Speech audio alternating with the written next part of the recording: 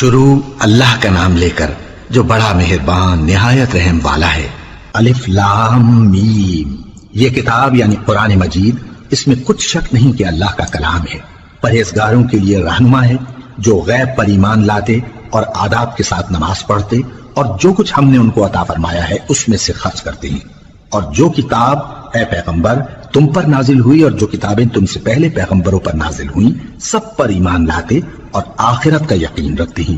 یہی لوگ اپنے پروردگار کی طرف سے آئی ہوئی ہدایت پر ہیں اور یہی لوگ کامیاب ہیں۔ جو لوگ کافر ہیں انہیں تم نصیحت کرو یا نہ کرو ان کے لیے برابر ہے، وہ ایمان نہیں لانے کے۔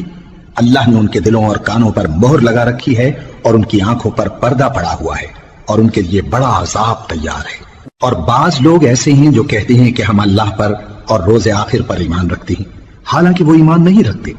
یہ اپنے خیال میں اللہ کو اور مومنوں کو دھوکہ دیتے ہیں، مگر حقیقت میں اپنے سوا کسی کو دھوکہ نہیں دیتے اور اس سے بے خبر ہیں۔ ان کے دلوں میں کفر کا مرض تھا، اللہ نے ان کا مرض اور زیادہ کر دیا اور ان کے جھوٹ بولنے کے سبب ان کو دکھ دینے والا عذاب